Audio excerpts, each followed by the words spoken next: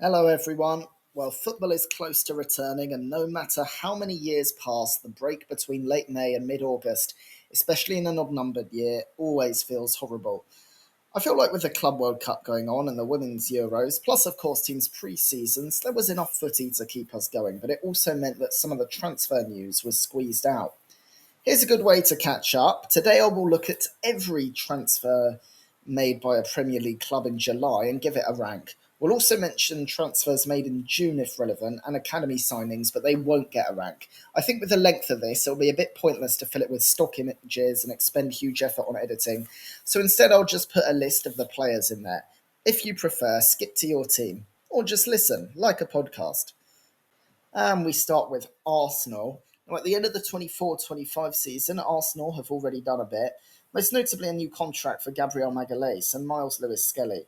Magalhaes and Lewis-Skelly are fantastic players to tie down and are loved in M5. Jorginho had his contract terminated early to join Flamengo in the Club World Cup, while Kieran Tierney was released at the end of his contract and allowed to go to Celtic. Thomas Partey was released pending negotiations to renew, although these ended after being charged by the police. A total of 14 players from the academy were also released. Nuno Tavares was sold to Lazio for £7.6 million and a 25% sell-on clause, while Marquinhos was sold to £3 million, also including a sell-on clause. Both were on loan to those clubs and not wanted at Emirates Stadium, but I do think Tavares' sell-on clause might provide some nice income for the Gunners. Arsenal's first official transfer of the 25-26 season came from Chelsea, being Kepa Arrizabalaga for £5 million. Arrizabalaga is a well-known figure, but normally for the wrong reasons. He came through the ranks of Athletic Club and had two regular seasons as the Bilbao number one.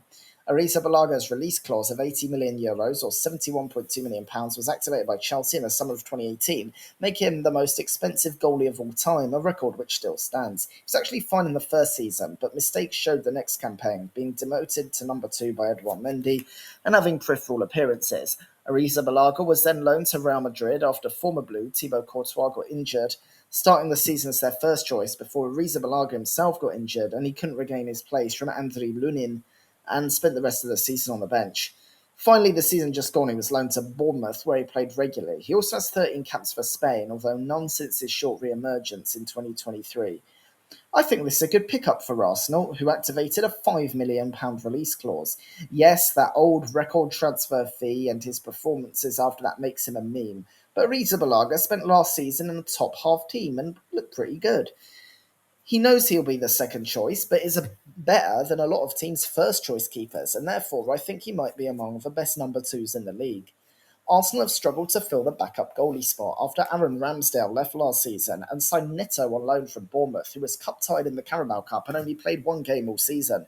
Arrizabalaga, on the other hand, will be much more comfortable rotating with David Raya, and if something happens to his fellow Spaniard, he should be fine to step in. £5 million is actually a snip, in my opinion, for someone of his quality, and the only real downside is that they're helping a direct rival by getting him off the books. Still, I give this transfer a B. The next signing was a big one, Martin Zubimendi from Real Sociedad for £55.8 million or €65 million. Zubimendi came through the ranks at Real Sociedad, playing for their reserve teams in the Spanish Pyramid and limited matches for the first team before breaking through in the 2021 season, with 5 campaigns as first name on the team sheet in San Sebastian. He is the type of defensive midfielder that Mikel Arteta clearly likes in Declan Rice and Thomas Partey, one that doesn't just help the defence but also advances the ball from tight spaces. Unfortunately, there is no getting away from the fact that Partey was a part of Arsenal's plans, and in purely footballing terms, a loss to the team, and Arteta wanted to keep him on. Instead, they've gone for the 26-year-old Zubimendi, who also has 19 caps for Spain, normally rotating off the bench, including coming off it in the Euro final against England, which Spain won. There's a big risk for Arsenal spending a lot of money on someone who has not played in England before, nor has he played for a truly top club.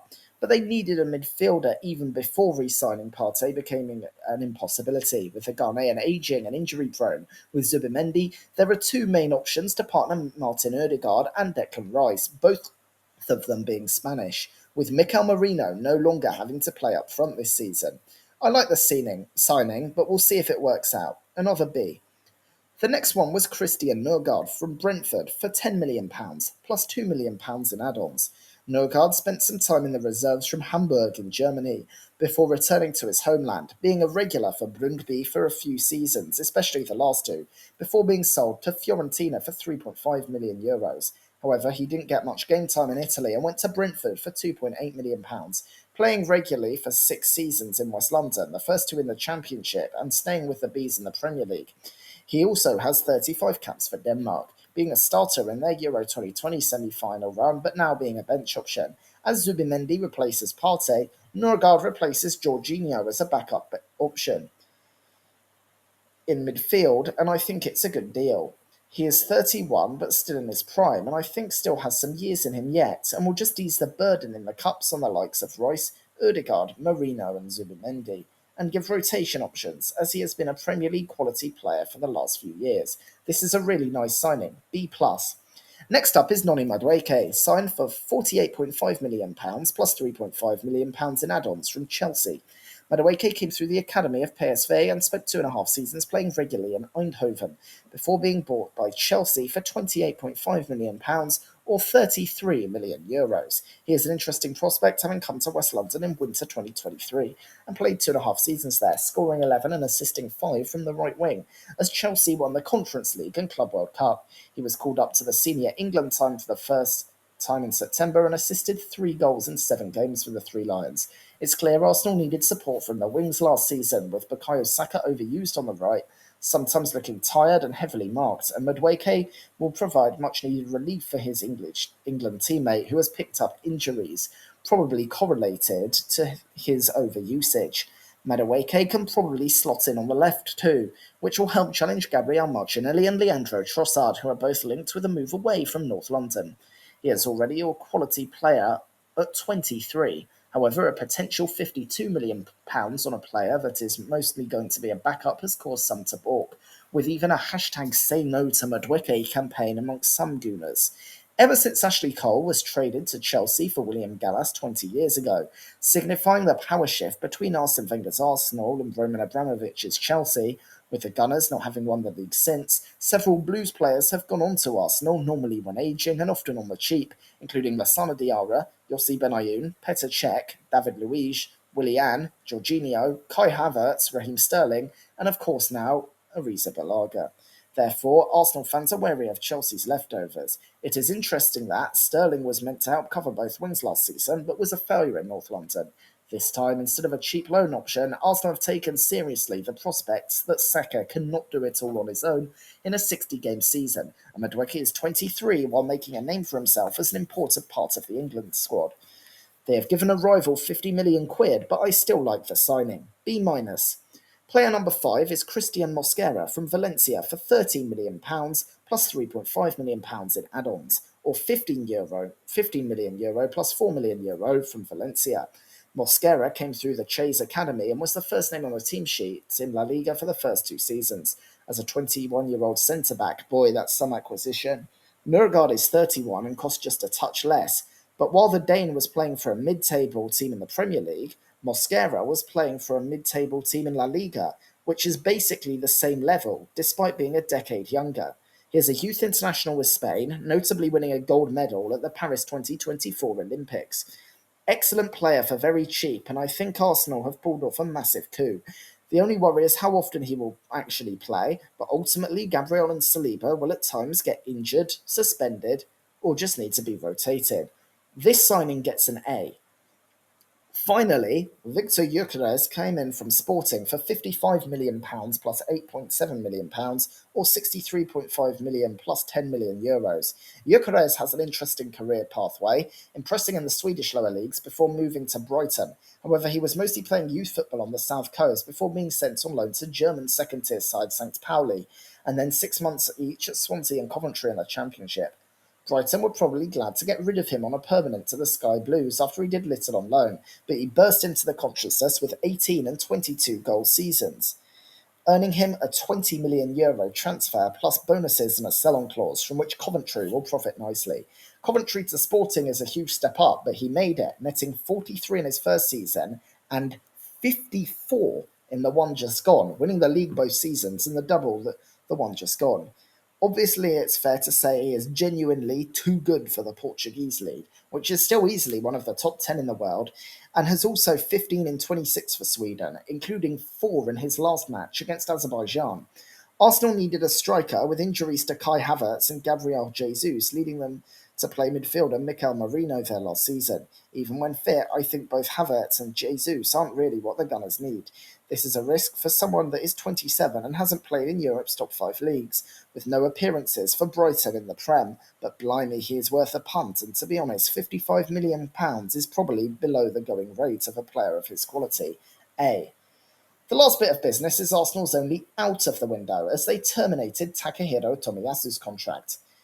Tomiyasu went from the Japanese second tier to Belgian top flight St. Truden, and one season there was all it took for Bologna to want him. He was very solid in one of Europe's highest quality defensive leagues for 2 seasons, and I think Arsenal's move for about 16 million quid was a sound enough one, and he quickly made the right back spot his own the first season.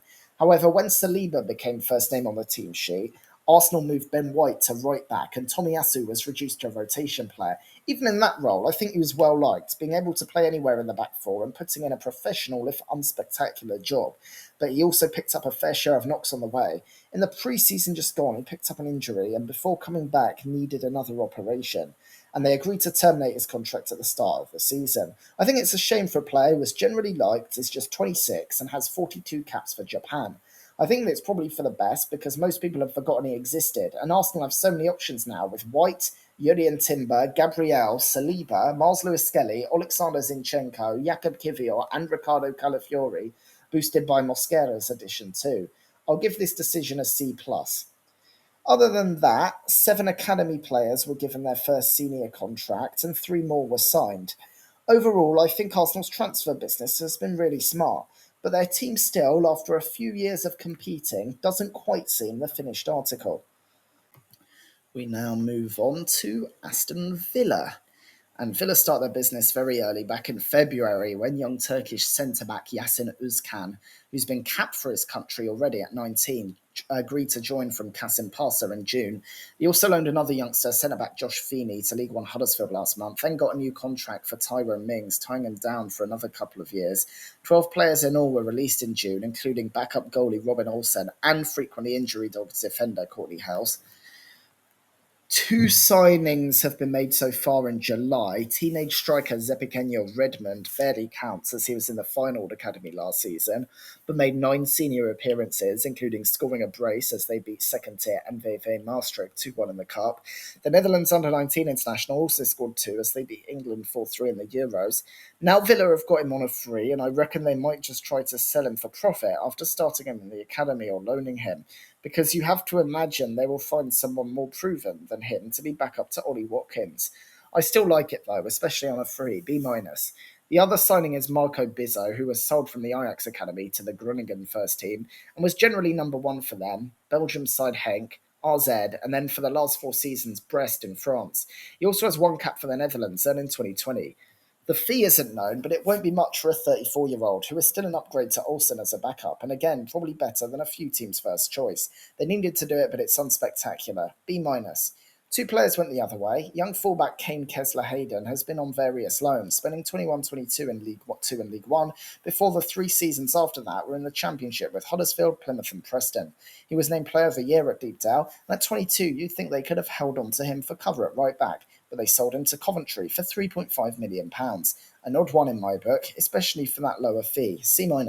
Goalie Philip Marshall has been milling around in the lower reaches of the professional game, with his best season being his last, playing regular football in League 2 with Crewe.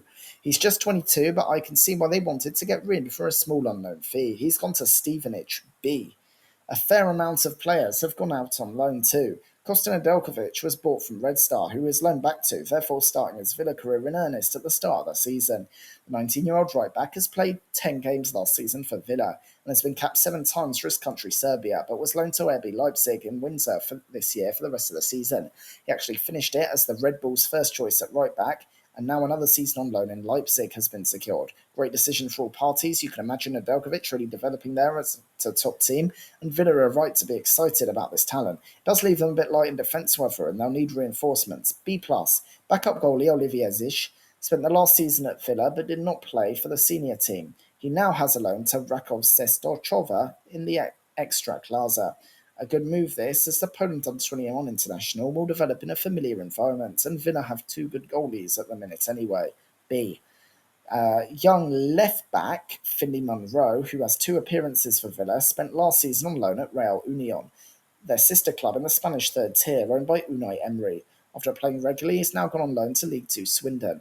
It seems a bit odd to switch a third tier side for a fourth tier one, but at least he'll get used to senior English football. B minus. Another youngster, Tommy O'Reilly, has one appearance for Villa and spent the second half of the 23-24 season on loan to Real Union. But this was curtailed by injury. Last season, he got some regular minutes at League One Shrewsbury and League Two MK Dons. This time, it's another League Two loan at Crewe. I don't know much about O'Reilly, but this makes me think they might not think he'll make it, as it's a bit of a low level at 21 after spending time in League One. I'll give the move a B. Young defender Sil Svinkels has two appearances for Villa and spent the second half of the season on loan at League One Bristol Rovers. He returns to the third tier with Exeter and will hope to get more regular minutes in the third tier. A sensible move.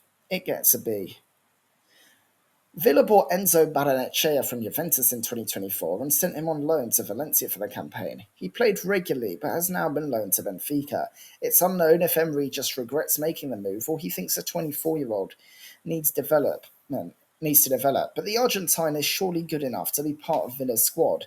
It's a bit odd all round, but Benfica is at least a good destination. C+. Louis Barry is famous for scoring in the FA Cup in 2021 against Liverpool when Villa had to field their youth team due to COVID-19.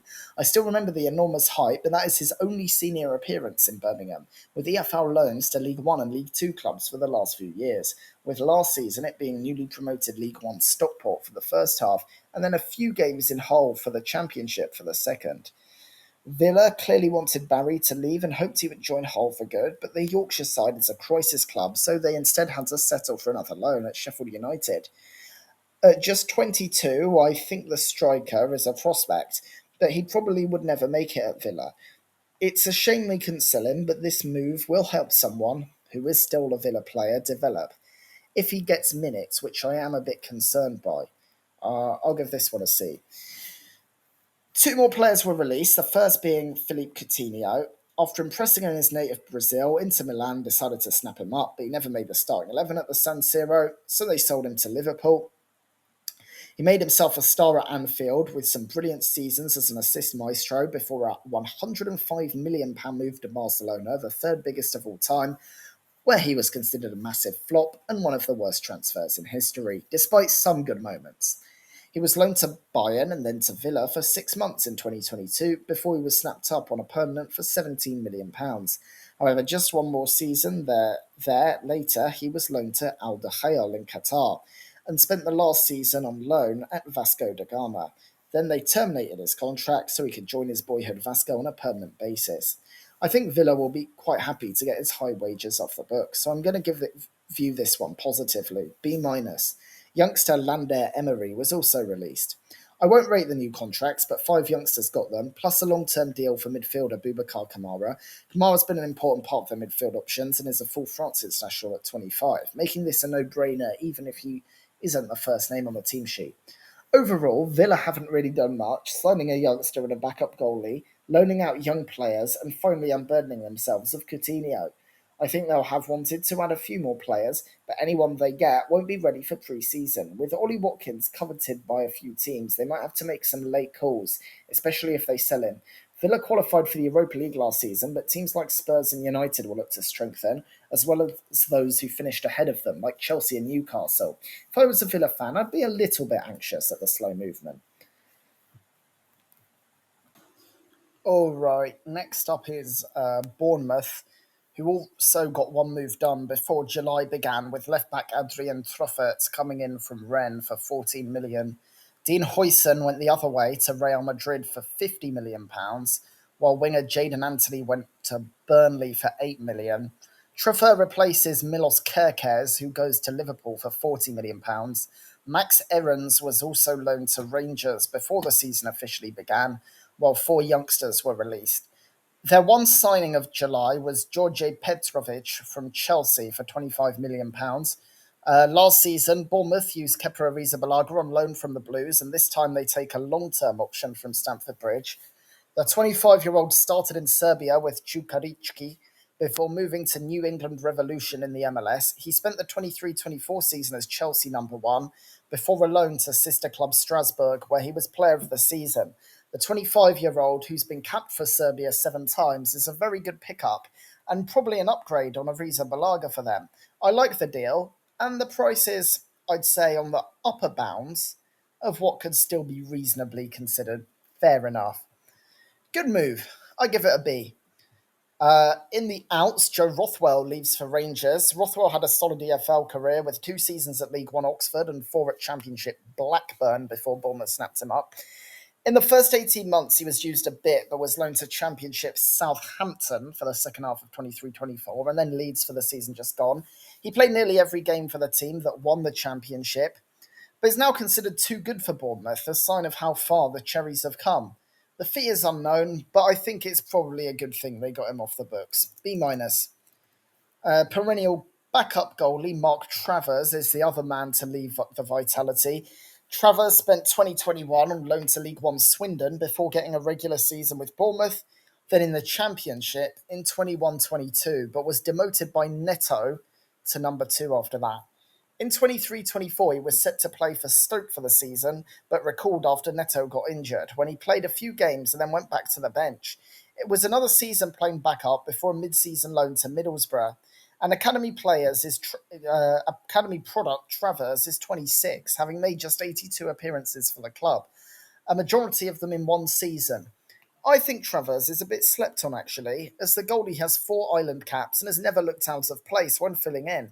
He goes to Everton for £4 million, which is probably below his value, but he was never going to raise it sitting on the bench behind Petrovic.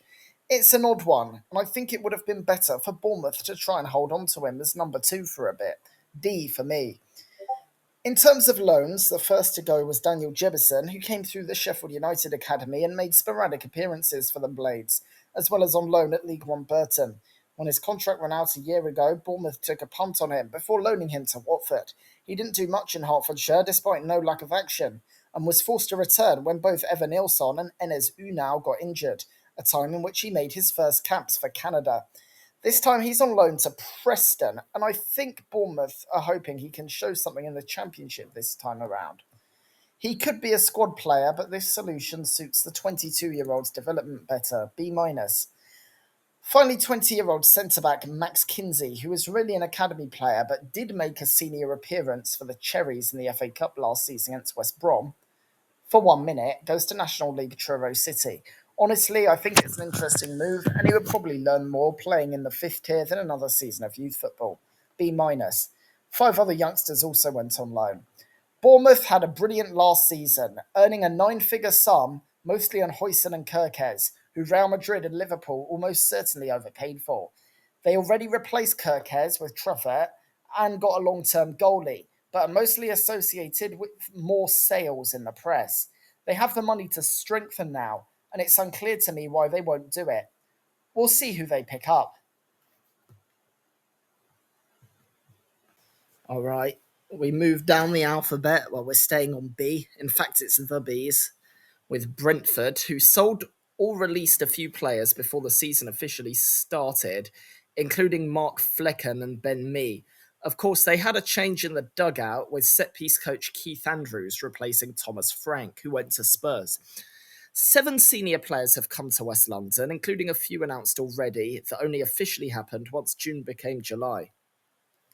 The first was Romel Donovan, a teenage attacking midfielder who had a few senior games for Birmingham and on loan at Burton before joining Brentford 6 months ago on loan, playing for their B team. Blimey, there are a lot of Bs here, aren't there? This was upgraded to a permanent for the England Under-19 international for £3 million, officially starting in July, worth a punt for a highly rated 18-year-old, who the best thing for is probably another season playing youth football before a loan to the EFL. Well, it's appropriate that I give this signing a B.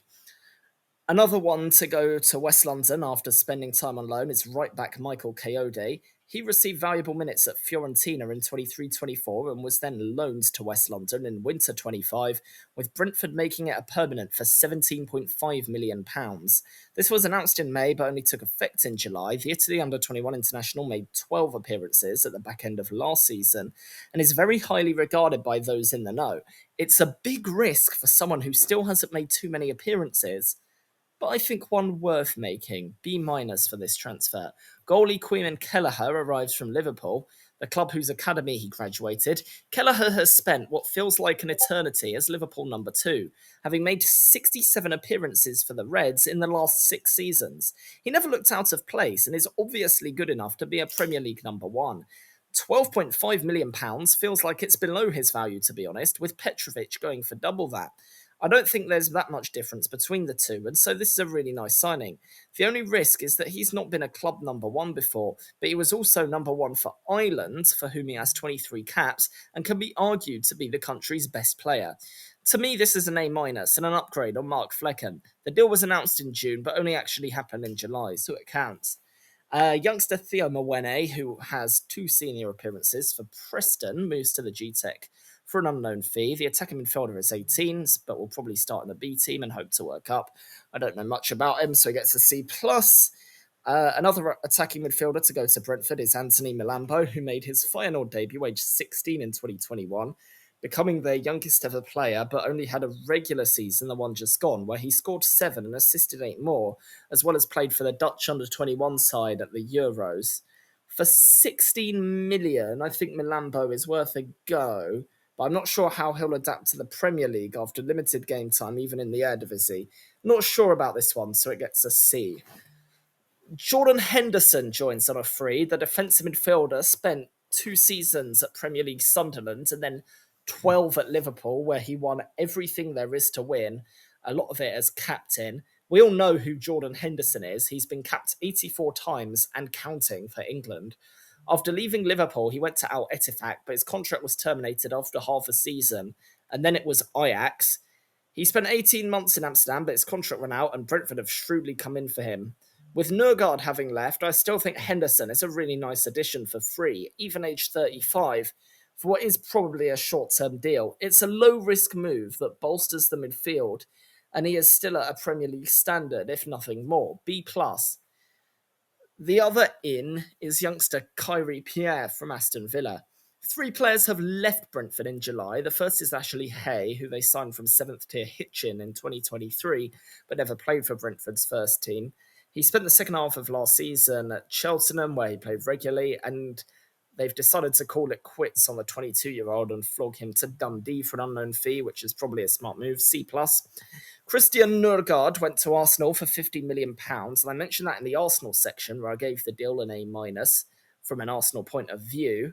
From the Bees' perspective, they've got rid of someone who was among the first names on the team sheet for a pretty low sum because of his age, and there is a worry that they think Henderson is a replacement and not just another option in the position. I understand the logic of the deal because it's possible that in 12 months' time he's knackered and completely worthless to anyone. But I reckon that won't be the case, and he's in a position where players like Henderson can go to and beyond 35. Anyway, it gives them money to invest, so I won't be so harsh, and I'll give the sale a C. Finally, winger Brian Mbeumo leaves for Man U. The right winger came from Troyes, getting his chance after they were relegated to Ligue 2 and scored 11 goals. They reached the playoffs. He then moved to Brentford, then in the Championship, spending 2 seasons there before going up, and 4 more in the top flight. Last season, he was absolutely fantastic. Scored 20, assisted 9 more. He also has 22 caps and 6 goals for Cameroon. United buy him for £65 million, and to be honest, I think Brentford are laughing. So many players have had mega seasons in the league, and Mbeumo took the role of main man after Ivan Toney left. But before that, he hadn't hit double digits since his first season at Brentford when they were in the Championship. He's a very good player, but I think they can reinvest that money. He obviously has been important for them, and it is a risk because it's very possible they mess up when trying to dole out that cash. But the sale on its own is a good idea. B+. Few players have loaned out. Young midfielder Ethan Brierley, who still hasn't played a senior game for Brentford since signing from League 2 Rochdale. They're hoping that League 1 Exeter will give him game time. They probably will, so it gets a B. Tony Ogane became a senior footballer on loan at Exeter last season. Left wing has gone to Scottish top tier side Dundee, which I think is an interesting move. B minus. Kim Ji-soo made it out of the academy to play 5 games at centre back last season. He hopes to get regular minutes at Kaiserslautern in the German second tier. I think the 20-year-old will really relish that level and probably thrive there. Smart move for the South Korea under 23 international. B plus. Finally, centre back Benjamin Frederick was signed by the Bees from Nasawari United last summer after a loan move, but has yet to play for them. A loan to Denda EH in the Belgium top flight will give the Nigeria under 20 man a chance to get some minutes. B minus.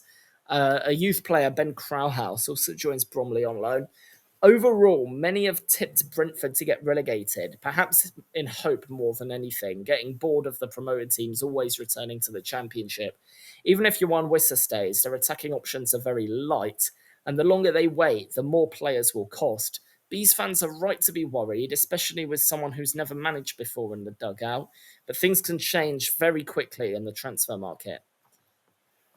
All right, there is actually one more late one, which is Ryan Trevitt, who has 5 Brentford appearances. Spent the first half of the 23-24 season on loan at Exeter, returned after injury.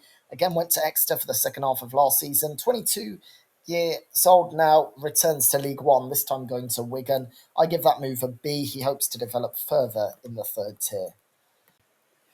Brighton up next. They had already done some business before the season officially started. They got winger Tom Watson from Sunderland for £10 million. Teenager already has played 24 times for the Black Cats, and 21-year-old centre back Diego Coppola from Hellas Verona, for whom he has 86 games under his belt. 2 youth players were signed, and a total of 11 were released. Several players had their contract renewed, including Tariq Lamptey, Jamie Mullins, Odeluga Ofia, Abdullah Seema, and James Milner. There are 4 ins for Brighton, with the first being Yoon Do Young. The 18-year-old winger joins from Daejeon Hana Citizen, with whom he already has 33 appearances, and he's also capped for South Korea under 20s. £2 million deal announced in March and confirmed in July, and you have to say, £2 million for anyone that's played at that level at that age seems very cheap. So it's an A minus from me. Another one announced before the window, but only taking effect in July, is Charalampos Kostoulas from Olympiakos for £29.78 million. The 18-year-old striker, who also plays as a 10, scored 7 in 35 games last season in Piraeus as he won a League and Cup double and was also capped at Greece under 20 level. Still, 30 million quid is a bit much in my view, and also massively puts the pressure on him to perform quickly. C minus for me. Olivia Boscagli joins from PSV on a Bosman, having gone to Eindhoven in 2019 following irregular minutes at boyhood side Nice. When fit, the former under-21 international has been a regular and made over 200 appearances for the Dutch side, who won the league the last 2 seasons. On a free, the centre-back is a really good, useful pickup, who will be value even if he only plays, say, half of Brighton's games. But he's a quality player and a good signing for the Seagulls. Finally, left-back Maxime de Kuiper joins from Club Bruges. He was loaned from Bruges, his boyhood side, to second-tier Westerlo, and he played regularly as they went up to the Pro League, where he played another season on loan. 2 more seasons, this time at Bruges, and 10 caps later, he gets a £17.5 million move to Brighton to challenge Ferdi Kadiolu for that left-back spot. And it's very good cover there, at the least. I think it's a bit pricey for someone who's never played outside Belgium, but he is just 24 and already a pretty seasoned defender and full Red Devils international. C plus. Ben Barkley joins from Carlisle on a Bosman, with a centre-back added to the under-21 side as an overage player and mentor to the younger players. 5 leave the Amex. The first is left-back Valentin Barco. Barco was signed for a high 7-figure sum in winter 2024 from Boca Juniors and made 7 appearances for Brighton as well as his first and so far only cap for Argentina. But after 6 months, he was loaned to Sevilla and then Strasbourg for the season just gone. It's a bit odd because he's only 21, he's versatile and looked decent enough, but Brighton clearly don't want them. And if so, they got basically what they paid for him, as he now joins Strasbourg on a permanent. Fair enough, it gets a C. A big one is the sale of Joao Pedro to Strasbourg's sister club, Chelsea. Having come from Fluminense to Watford in 2020, after the Hornets were relegated, he got regular football as they went straight back up. He played in the Premier League as they went down again, and the season after that scored 11 in the Championship, earning him Brighton's attention. He scored 20 in his first season at the Amex and 10 the season just gone, plus the fact he's already netted 3 for the Blues as they won the Club World Cup. I like Pedro, who has 3 Brazil caps as a player, but Brighton are a club who do not generally hold on to £60 million men. I think it's reasonable to sell him at that fee, to be honest. B minus. Simon Adingra goes to Sunderland for an initial £21 million, having been signed from Nordsjælland in Denmark in 2022. After the first season on loan at Union SG, Adingra had 2 seasons at Brighton, scoring 12 and assisting 5. He also has 22 caps for Cote d'Ivoire, including winning the 2023 AFCON, being named man of the match in the final after 2 assists. He's just 23, but I don't think he really stood out too much, and therefore they'll be happy to take 20 million quid for someone who mostly rotated in and out of the starting 11. B minus. Left back Pervis Estupinian left his homeland of Ecuador for Watford in 2016, but spent his entire time there on various loans in Spain before they turned a profit to Villarreal in 2020. After 2 seasons there, winning the Europa League in the first, he spent the next 3 in Brighton, and he's been a well-liked figure at the Amex, being used more often than thought last season thanks to an injury to Ferdi Kadiolu. With Kadiolo recovering and Maxime de Kuiper coming in, they'll be happy to get £17 million from AC Milan. They are probably worse at left back without him, though, even with those two. 17 million quid for a 28-year-old Estupinian? It's fair enough, isn't it? C. Finally, Kjell Sjerpen joins Union SG.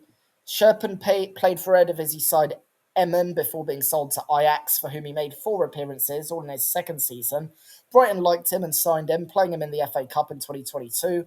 However, he spent the rest of the season on loan at Belgian side Oostende, the next at Vitesse in his homeland, and then 2 in Austria with Sturm Graz. The former Netherlands under-21 international is now 25, and though he's probably an okay backup, they're fine in that department, so felt like getting rid of him was the right move, and I agree. The initial transfer would get a bad rating, but moving him on is a C+. 2 youngsters were also sold, with Odeluga Ofia, who just signed a new contract, flogged to Preston for an initial £1 million, and Jamie Mullins sold to Wickham. 5 players also went out on loan, with the first being Ibrahim Osman. Osman was signed from Nordsjælland in 2024, but spent the season on loan at Feyenoord. It's a step sideways for a 20-year-old Ghanaian who moves to Angers in Ligue 1. Clearly they rate him and hope he'll do well in France, so I'll give this move a beat. Hyun Do-young, who I mentioned a bit earlier, was immediately loaned to Excelsior, who have just been promoted from the Eredivisie. The Dutch League's perfect place to lead new talent, and Hyun will benefit hugely from regular football, so I give this move a B+. Evan Ferguson signed from Bohemians in 2021, and after a season in the academy, got some game time the next couple of seasons, though injuries interrupted that. Last season, he spent the second half of the campaign on loan at West Ham, where he was forgettable. Ferguson has 22 caps for Ireland, and there was a lot of hype about him, although I'm not really sure why, and some have already christened him a failed wonder kid at 20. He's been sent on loan to Roma with an option to buy for €40 million, and clearly Brighton hope Roma will buy him. But Roma have Artem Dovbyk and Paulo Dybala, among others, and it's hard to see Ferguson playing a lot and them actually buying him for well into 8 figures. I agree with their assessment they should move on from him, but I'm not sure this will work. C minus. Cole Rushworth came through the Brighton Academy, but still never played a senior game for them age 24. He played regular football on loans to League 2 Walsall, League 1 Lincoln, and Championship Swansea, but only 4 times for second-tier Hull last season. I'm not sure whether the former England under-21 international will play much on a new loan to Coventry, but I doubt Brighton care either. They'll just want him out of mind, so he gets a C. Aaron Cashin, a Derby Academy graduate, got action in the Championship before the Rams got relegated, and he really got a chance in League 1. 2 seasons there with the Rams, plus another half in the Championship, was enough for Brighton to buy the former Ireland under-21 international in the winter. Played twice for the Seagulls last season, but now being sent on loan back down to newly promoted Birmingham. Interesting move, because the 23-year-old could do well at the ambitious Blues. B minus. Apart from that, 4 youth players were sent on loan, and 12 youngsters got their first senior contract. including Harry Howell. So, Brighton, they've earned big money on Joao Pedro and not insignificant sums on Adingra and Estupinian, which stretches them to nine figures when the others are factored in. However, they have made some oddly un-Brighton signings, with 30 million on Charalampos Costulas, a huge gamble which may pay off, but is more likely than not to be an overpay. Boscagli on a free is a great pickup, the rest are just okay. I think there's more to come for Brighton in this window, but overall there's no real reasons for Seagulls fans to be excited. All right. Burnley's next. Now, of course, a promoted club. Movement is expected for Burnley. Ashley Barnes and eight academy players got a new contract before the season officially started, while John Joe Shelvey, Josh Brownhill, Nathan Redmond, and CJ Egan Riley are released, plus eight academy players.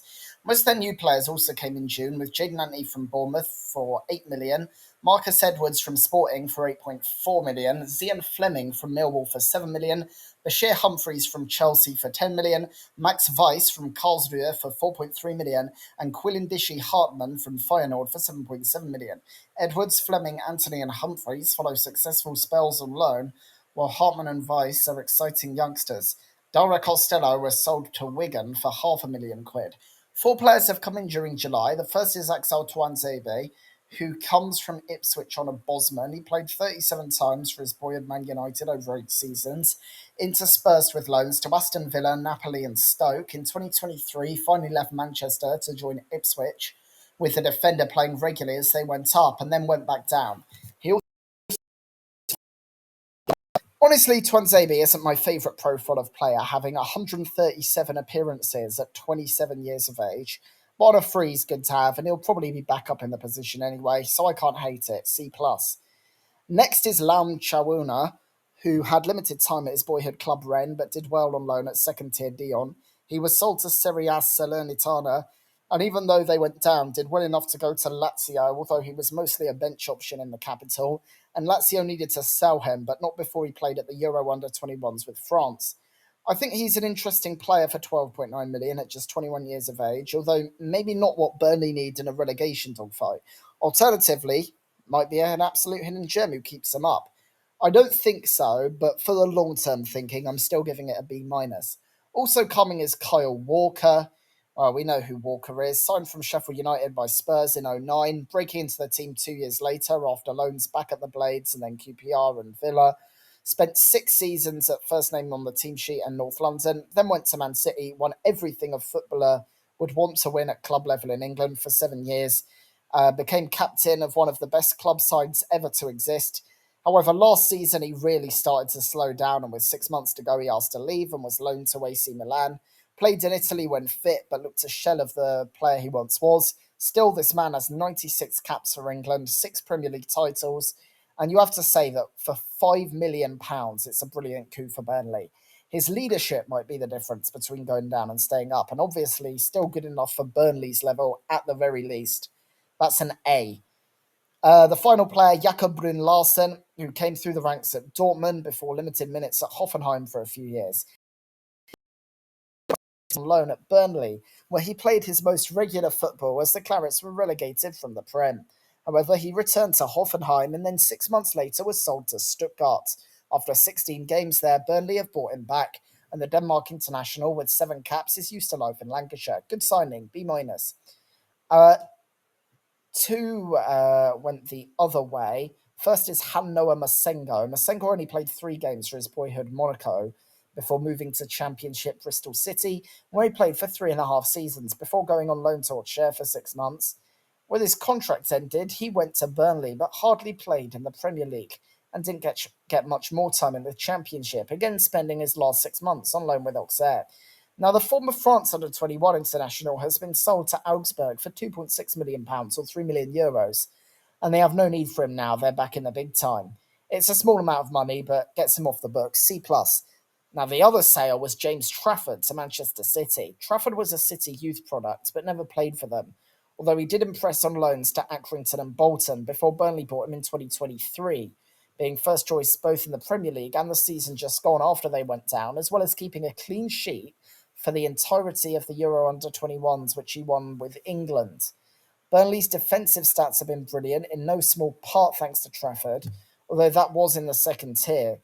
I actually think, given the hype around him, they could have gotten a bit more. And it's interesting to see if they'll go with Vice, who was signed on the cheap, or if they'll get an actual replacement in. However, it's a record for a British goalie. And to be honest, I think at the moment he's just a Premier League level number one.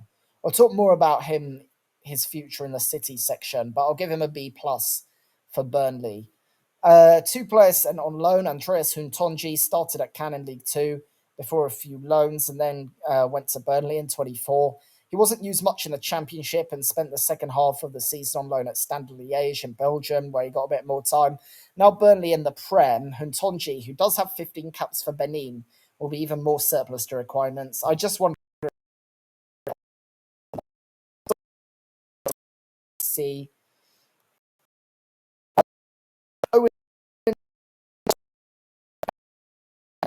for Burnley has come through loans at Rochdale, Barnsley, Dundee, and Burton. Now he's been loaned to Stockport with an option to buy, and I assume Burnley will be hoping that County take it. It's a B minus. Also, academy player Sam Waller got loaned to Crewe. Maxime Esteve got a new long-term contract, which Clarets fans will be delighted with. Two academy players got their first contract too.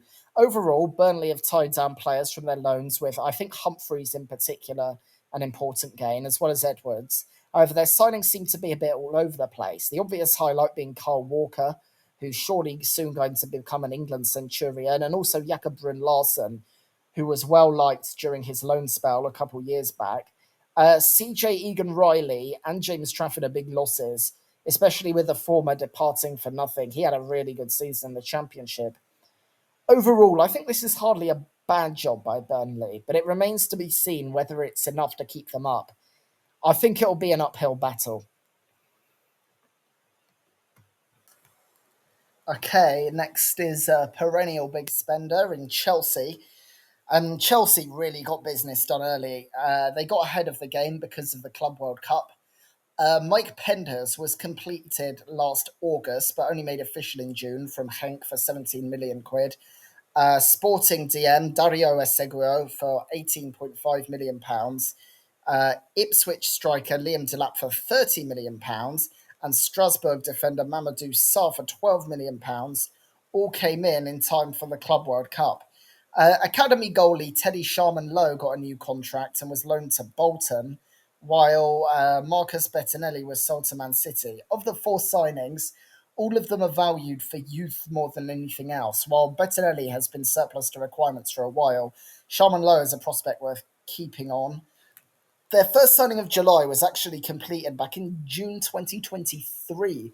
Attacking midfielder Kendry Paez has been making a name for himself with Independiente del Valle in the Ecuadorian top flight, and Chelsea made a 17.2 million move for him. It couldn't be made official until July after his 18th birthday in May.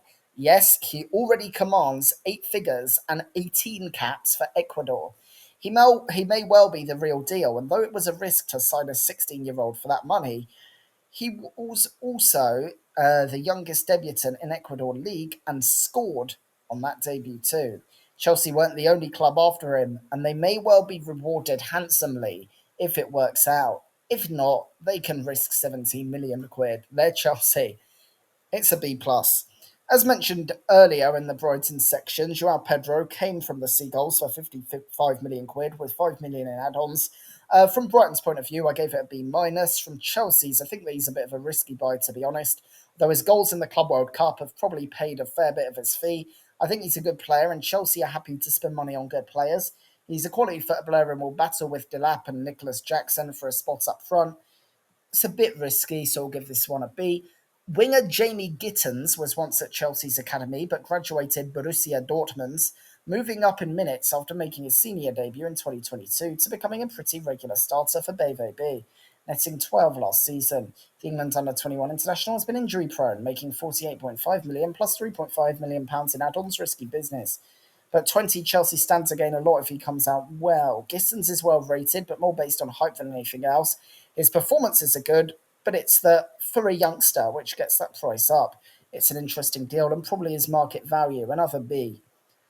Esteval Willian, like Paez, was signed earlier, in this case last year, but they had to wait until he turned 18. He came through the ranks at Palmeiras for whom he has 27 goals in 83 games and has 5 caps for Brazil. He turned 18 in April, and 29 million quid plus 20 million quid in add-ons works in Chelsea's favour. He has several records for being the youngest or among the youngest to do various things, such as the fourth youngest Palmeiras player. Having 5 caps for Brazil at this age is a bit crazy too. The thing is, they don't pay too much up front for someone highly rated, with a substantial part coming in add-ons. Chelsea will be happy to pay them if he turns out to be good, and if he doesn't, they won't have to pay them. To be fair, 29 million is quite a lot, but, well, he's really good and really young. The signing gets an A. Chelsea also signed 3 academy players. 7 players left Stamford Bridge, starting with Kepa Arrizabalaga to Arsenal, who I've talked about. They wanted to get rid of him, and they did for 5 million quid. He hasn't been wanted there, so it's good to get him gone. Although I reckon they could have got a little bit more for him, B minus. Another goalie left in Lucas Bergstrom, who was released, came through the academy, but never made an appearance despite graduating. And after loans to Peterborough and Broma Poicana, they kept him there for 24-25, where he didn't play. Yeah, not too much point in keeping Bergstrom, who has 1 cap for Finland, so it gets a C+. He's now joined Mallorca. Bashir Humphreys goes to Burnley for 10 million quid, has 2 appearances for Chelsea from whom he graduated, but spent more time on loan at Paderborn, Swansea, and then last season at Burnley, playing well as they got promoted. I don't think he was going to get any more value while being at Stamford Bridge, with no chance of him starting or having a loan any more impactful than the one he just had. So to get 8 figures is good work, A minus. Matis Amugu goes to Strasbourg. He broke into the Saint Etienne loan team last season, and in winter joined Chelsea. 6 months and 2 appearances later, France under 20 man is now sold to Sister Club Strasbourg. Well, that's weird, especially as he's 19, to sell him and not loan him. It feels like a PSR necessity or something, and we don't know the fee.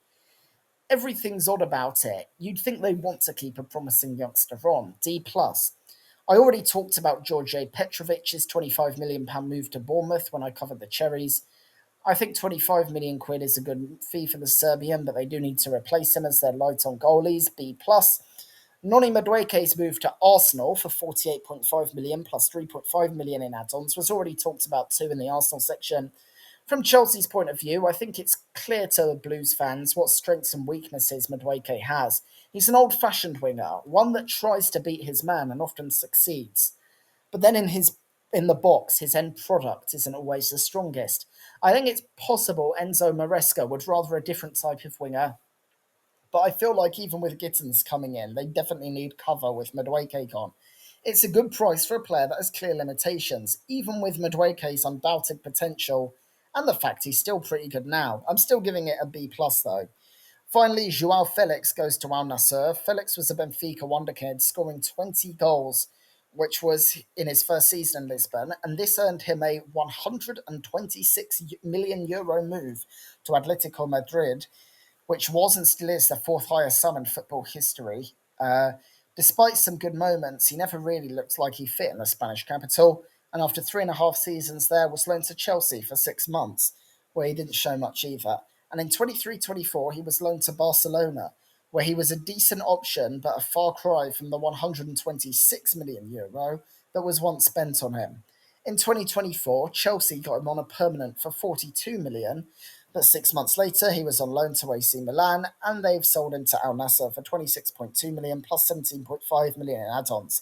Felix did score 7 goals for Chelsea last season, but just one in the Premier League, a competition in which he made just 3 starts. Given his career trajectory, caused possibly by his application on the pitch, injuries, and not gelling with certain styles, I think Chelsea have massively gotten away with one after spending 42 million on him in the first place. With Felix, who has 45 Portugal caps, definitely still better than most in the Saudi league, he'll meet most of the add-ons and Chelsea will get most of their money back, which is great news for them. A minus. 8 academy players are also gone. In terms of loans, as well as Sharman Lowe, 3 senior players went out. Caleb Wiley's a left back, signed from MLS side Atlanta United in 2024. He was loaned to sister club Strasbourg last season, but didn't get much game time, so was recalled and sent to Championship Watford again in winter. That's been extended for the 25-26 season and is a good level for Wiley, who has 3 caps for the USA to develop, being just 20 years old. B plus. Penders, who I mentioned had been signed, was immediately loaned to Strasbourg. Strasbourg are light on goalies and in the Conference League this season, so they will definitely utilise Penders, who will grow in Ligue 1. That's a B+. New signing Paez has also been loaned out to Strasbourg. Obviously, the Ecuadorian League to Ligue 1 is a big step up, but given how highly Paez is rated, it's one worth taking. I really think he'll shine there, and Chelsea fans will be hoping he will too. A-. In addition, youngster Atto Ampar got a new contract. So it's an interesting set of players for the newly crowned world champions, who you feel like could do with developing the present as well as the future. They've made 8 signings in June and July, and the oldest is Pedro at 23, with Delap being 22, Penders, Esugo, and Gittins are 20, Sarr 19, and Paez and Willian are 18 and could only be signed now due to South American rules banning under 18s from transferring abroad. They've managed to clear out some unwanted players, but now that they're in the Champions League rather than the Conference League, they have less games where youngsters can be bled. I feel like they might want some experienced players that are ready to go, and that can supplement them taking so many punts on youth. Let's go across London, District Line to Victoria, and down on the southern to Crystal Palace, uh, who had already engaged in a clear out by the time July started. Sean Grean was sold to Doncaster, while no less than 18 players were released, including Louis Malden, Killian Phillips, Joel Ward, Jeffrey Schlupp, Luke Plange, and Jaden Raymond. They've made 2 senior signings so far. The first is Walter Benitez, who left Quilmes for Nice in 2016, becoming their number one goalie in Ligue 1, and then PSV in 2022, for whom he was also first choice and also earned his one and only Argentina cap. It's a good player to go on a free who provides good cover for Dean Henderson, and at 32, also experienced in the dressing room. They needed a backup goalie and got one for free, A minus. Uh, their only other signing is Borna Sosa. After coming through at Dinamo Zagreb, Sosa was sent to Stuttgart in 2019, with the left back breaking in as first choice in the position. In 2023, went to Ajax, but 1 season later, Torino came calling with a loan and option to buy. Though he managed 20 games in Turin, Il Toro did not decide to exercise that option, and now Palace buy him for £3 million. He has 27 caps for Croatia and is a decent enough option that he's regularly starting in the Bundesliga and Eredivisie. He'll ease the load off of Tyrick Mitchell, and that's a pretty cheap free for him as well. So I'll give them this one an A minus too. The other signing is youth player Kyan Fraser Williams from AFC Dunstable. One player is gone, and that is Ademola Ola Adembomi, who made it out of the academy but never played for Palace, spending time on loans at Burton and Beveren. He didn't really stand out there, and at 21, they've decided to sell him to WSG Tyrol. Probably a good move, but I don't have much to say because I know almost nothing about him. 4 players went out on loan. Owen Goodman has never played for Palace's senior teams, but loaned to Colchester and AFC Wimbledon have given him game time in League Two. He's now making the step up to League One with Huddersfield, where he hopes to be number one. Good decision, B+. Joe Whitworth does have 2 games for Palace in 2023, but spent last season on loan at Exeter, for whom he played every game in League One. He's gone back there for another season to develop, which I think suits all parties, B+. Danny Imre is yet to play for Palace, but spent last season on loan to League Two Bromley in an attempt to taste senior football. He got that and now goes to Blackpool in League One, hopes to make the step up, B. Finally, Tayo Adaramola has 2 games for Palace, but spent 23-24 at RWD Molenbeek in Belgium, and the season just gone at League One Stockport. Then, when they didn't play him, League Two Bradford. They've given the Islands under-21 international another shot in League One, with him going to Leyton Orient, where he helps to get more chances, B. The only player to be released in July is Rob Holding. After impressing at Bolton, he was signed by Arsenal, who used him as a rotation player for 7 seasons. The former England under-21 international then went to Palace, but he played only 1 game before injuries and then a bust-up with Oliver Glasner led to him being frozen out the squad. Finally returning to football with 6 months at Sheffield United last season on loan. Holding's time at Selhurst Park has been a nightmare, and they'll be delighted that he's gone, which is a shame because, to be honest, he is probably a good enough player to feature for them, at least in rotation. Still, it gets a B. So Palace haven't really done much yet. They've signed 2 cheap backup players, they've got rid of some unwanted youngsters on permanents or loans, and instead the drama about their rumour for the Europa League has taken up the airwaves regarding Palace.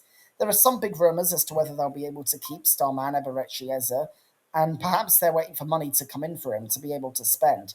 They need to strengthen, as in the Conference League, they'll have to rotate, and it will burden the squad that came 12th last season, especially as others strengthen around them. And I don't think the three promoted teams will be as pathetic as the ones from last season.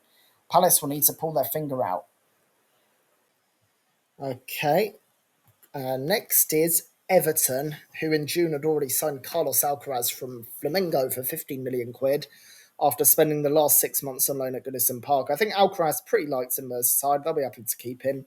The unwanted now Morpai was sold to Marseille for 3.4 million, while 13 players were released, including Jean-Luc Leban, Mason Holgate, Ashley Young, Joao Virginia, Asmir Begovic, Dominic Calvert-Lewin, Billy Krellin, and Abdoulaye Doucouré. That's quite a lot of players that still got some game time last season. Anyway, three players signed in July. First is Tiano Barry. Barry moved from Sochaux to Bavarian in the Belgian second tier, impressing enough to move to FC Basel. After a season where he scored 12 goals, Villarreal took him on and he bagged 11 in La Liga for the Yellow Submarine, topping off the season playing in the Euro under-21s with France. That was enough for Everton to spend 27 million on him, and with Calvert Lewin gone, they needed a striker. For me, he's not the most exciting person in this video, but 27 million is probably quite cheap for someone that age who just got double digits in the Spanish top flight. I can see him being a one season wonder, but you have to take that risk, especially with Calvert Lewin gone. So it's a B plus. Mark Travers comes in from Bournemouth for 4 million quid, and he's a massive upgrade as a backup goalie on Virginia, in my view. Very cheap. I give this signing an A minus. Adam Asnu is the last signing. Bayern Munich youngster made just 4 appearances for the Bavarians, spending the last 6 months on loan at Real Valladolid in La Liga. They finished bottom, but he did get his first regular minutes in the top flight or in a top flight, I should say, and he also has 3 caps for Morocco. At 19, 7.8 million is a good price for the left back, B plus. The only one to go was Jensen Metcalf, who never played for Everton and spent last season on loan at Chesterfield. He's been sold to Bradford, and I guess they saw no future for the 20-year-old. B, 15 players have got new contracts, among them Elijah Campbell, Gerard Branthwaite, Michael Keane, Kieran Loney, and Idrissa Gueye. To me, Everton are currently quite an unimpressive side, which needs investment, to be honest. The additions aren't enough, and they've lost some important players from last season. Everton were pretty quick, and I think the next one will be too. Fulham, they released 15 players at the end of the season, including Delano McCoy-Splat, Callum Osmond, Adrian Pajaziti, Luca Ashby-Hammond, Carlos Vinicius, Terry Ablade, Chris Donnell, Imani Lankadot, Conor McAvoy, and Willian. Kenny Tete got a new contract. We're only signing in July as the goalie, Benjamin Lecomte, who came through the ranks at Lorient and also played for Montpellier and Monaco. Now 34, was bought by Fulham from Montpellier for £500,000. Very good backup goalie in my view, B plus. No one's been sold, but 5 players have gone out on loan. Youngster Matt Dibley Diaz, who still hasn't played for Fulham, got very limited time on loan at League One Northampton. So they're hoping he gets a better chance this season, a step down at League Two Chesterfield. I think League Two is exactly what he needs, B plus. Caps for Columbia, age 21, was loaned to Chesterfield last season, but recalled early due to injury. He'll get another chance at a season. Stephen Bender, Fulham's backup goalie, displaced by Lecomte, who has 4 appearances in West London after being signed from Swansea. His ranks he came through, now been sent to Championship Millwall. Bender is surplus to requirements, so this loan will be helpful, B minus. Youngster Luke Harris has 8 appearances for Fulham, but was sent on loan to League One Exeter in 23-24, and the division's champions Birmingham last season. This time he'll see if he can make the step up to Oxford in the Championship. He gets a B. Another youngster in Luc de Fougarol has 1 appearance for Fulham, but 7 caps for Canada. He's been sent on loan to Dender in Belgium, a good league for a youngster to develop. That's a B. Fulham also have new contracts for de Fougarol, Tom Kearney, Josh King, and 5 youngsters. It's quite an odd situation. They've literally signed no one by upgrading their backup goalie. They're a good team, but surely they would want to push on and challenge for Europe the best they could. In fact, it doesn't really seem like they're going anywhere, but they still have time to improve.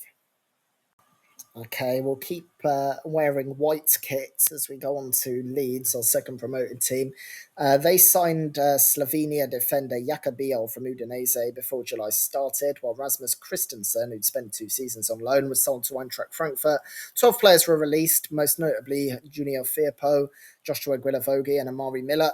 6 signings to talk about. Lucas Nemecha was a Man City youngster who only played 3 times in the Northwest, made his name on various loans, lastly at Anderlecht, turning him a move to Wolfsburg, another team he'd been on loan at. The striker, who has 7 caps for Germany, had an injury hampered last couple of years and therefore found his starting place at Wolfsburg hard to come by, now joins Leeds on a free, and I think it's an interesting pickup for them. If he can sort out his injury issues, he'll be a revelation. And as they paid nothing for him, it's a B plus. Also joining from Wolfsburg is Sebastian Bornau. Yes, it does have 2 A's. I don't know why either. Bornau came through the ranks at Anderlecht and then had good spells at Cologne and then Wolfsburg, also having 4 caps for Belgium. Oh, that explains it. Injuries limited his game time last season, but a defender who's good enough for the Bundesliga is probably also good enough for a lower level Prem side. And for 5 million quid, I think that'll really help them out at the back. Smart move that. That's another B plus.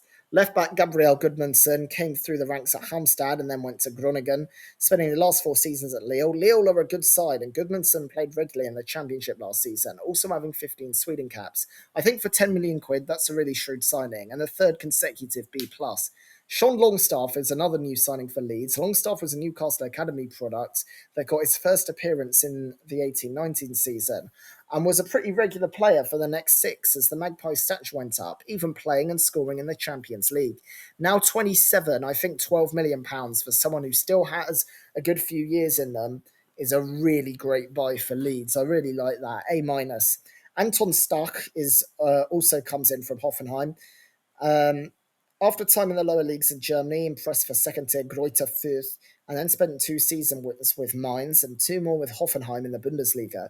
He's considered a very impressive Bundesliga level defensive midfielder, even having 2 caps for Germany. 70 million quid is a fair bit for someone aged 26, so I think I'll give this a B as he'll need to adapt to English football. Lucas Perry is the final signing, coming from Lyon. Perry made his name with Botafogo before joining OL and wrested the number 1 spot from Anthony Lopes last season. The former Brazil under-23 international is 27 and has less than 200 career appearances, but he's surely a higher quality goalie than Ilan Melier. £15.6 million is a bit of a risk, but it's the going rate for a position they needed. B+. 2 youngsters have also joined. There are no sales, but one player is loaned out in Maximilian Werber. Werber has featured for Rapid Vienna, Ajax, and finally Red Bull Salzburg, who Leeds bought him from in winter 2023, was a pretty regular feature as they went down in the rest of the season. And when they were in the Championship, he was loaned to Borussia Mönchengladbach, although for their second season when they went up, the defender was not used much thanks to injury, staying at Elland Road. It's odd that a regular Bundesliga player, who also has 31 Austria caps, is considered completely surplus to requirements by Daniel Farker, and off he goes to Werder Bremen for the season. However, they have brought in a few defenders, so it's not the end of the world. C+. Leeds have made some very interesting signings that could well keep them in the division. They've really strengthened their defence and midfield without surpassing the £60 million mark. I think they could probably spend big on an attacking player, which would make survival a very likely prospect, and top off what I think is a really smart window. All right. On to Liverpool, and by the time July came around, Liverpool had already made 4 signings. Jeremy Frimpong had made a name for himself as among the best right-backs in the world at Bayer Leverkusen, spending 4.5 seasons with Die Werkself, and he came in for £29.5 million. Hungary under-21 goalie Armin Petsi came in from Puskás Academia for £1.5 million, while Frimpong's Leverkusen teammate Florian Wirtz, considered among the finest midfielders in world football, winning Bundesliga Player of the Season when Leverkusen lifted the trophy in 23-24, came for a 9-figure sum. Left back Milos Kerkez also joined from Bournemouth after an exciting 2 years on the south coast. A number of players went out too, including club legend Trent Alexander-Arnold to Real Madrid, where Frimpong's a direct replacement, backup goalie Queenan Kelleher to Brentford, and peripheral defender Nat Phillips to West Brom. 7 players were released, including Jakub Orzinski and Dominic Cornes. 3 new signings have come in since then, the first being Georgi Mamadashvili. Mamadashvili's signing was announced in August last year, but only took place in July. He never played for his boyhood Dinamo Tbilisi, but after impressing on loan spells, went to Valencia in 2021, where he spent 4 years as their number one, also having 29 caps for Georgia. Kelleher was no Marga's backup, but wanted to leave, and the 24-year-old Mamadashvili is a very nice signing, considering he is in his own right among the best in the world, and Alisson Becker is now 32.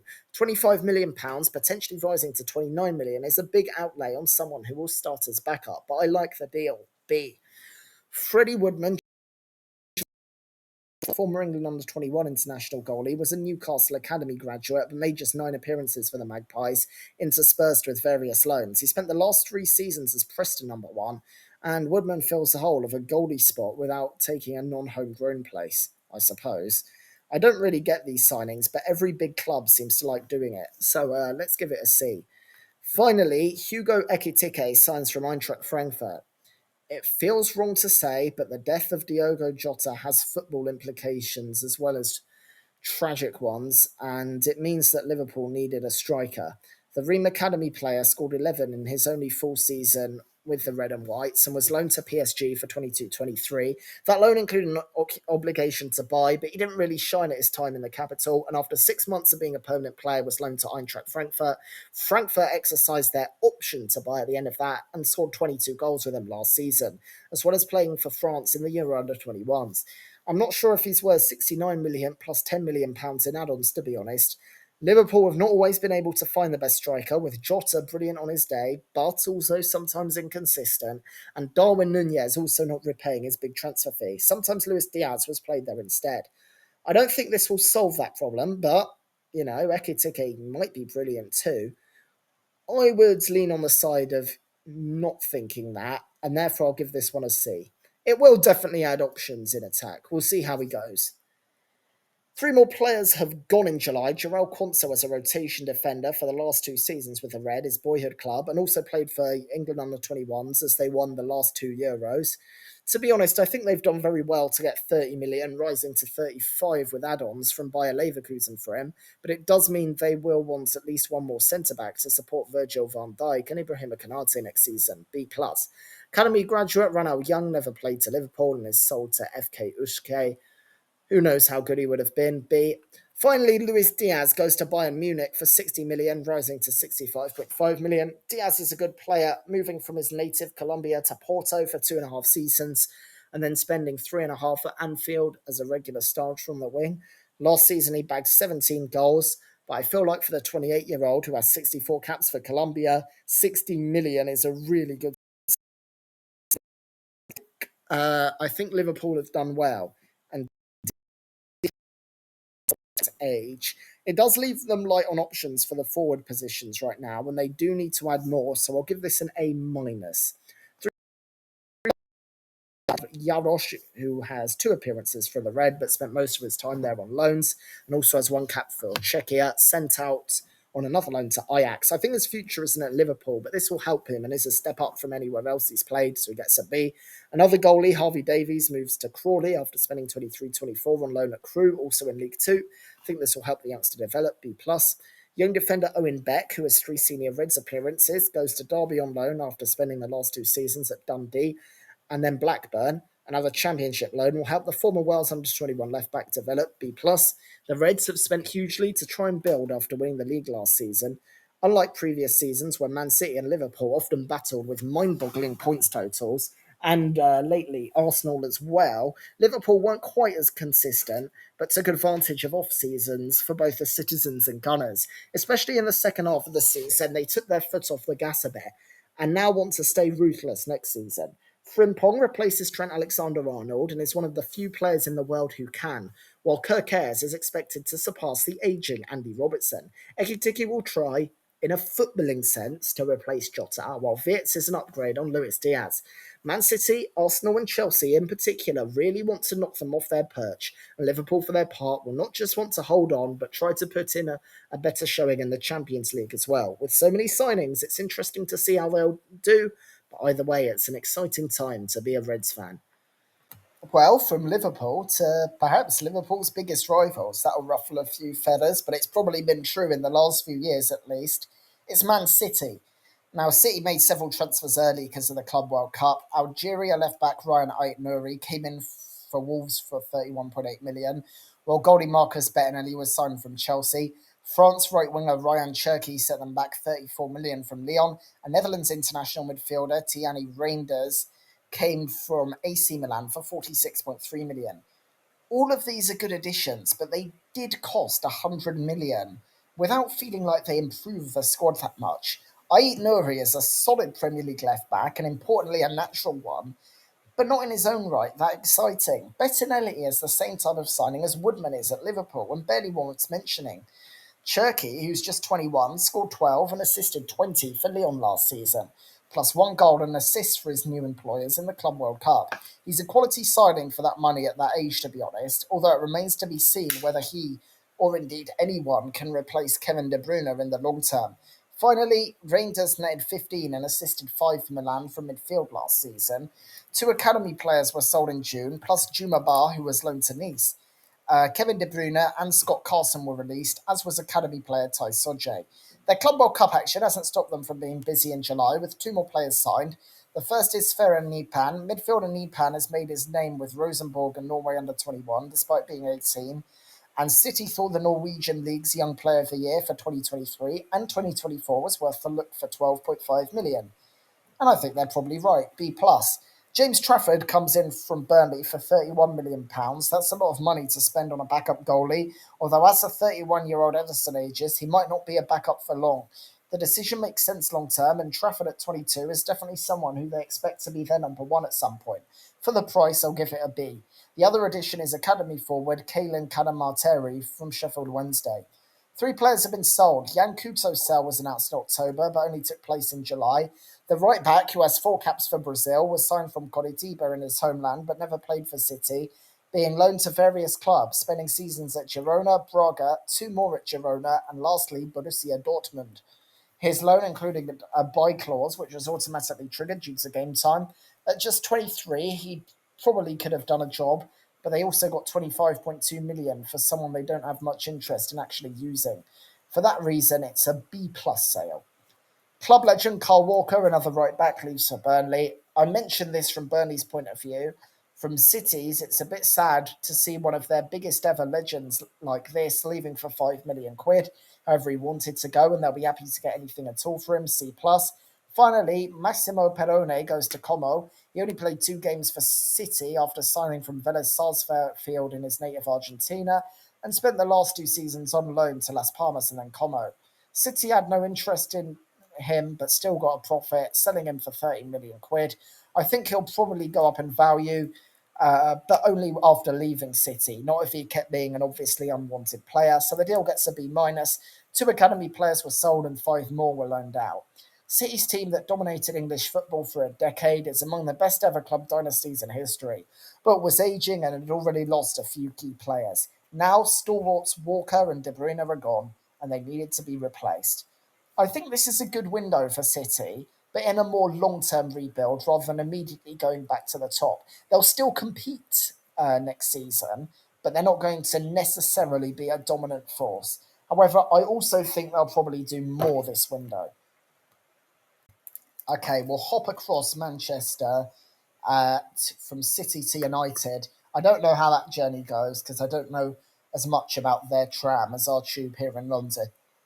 But United made one big transfer before the season started. So let's talk about that. Mateus Cunha coming from Wolves for 62.5 million.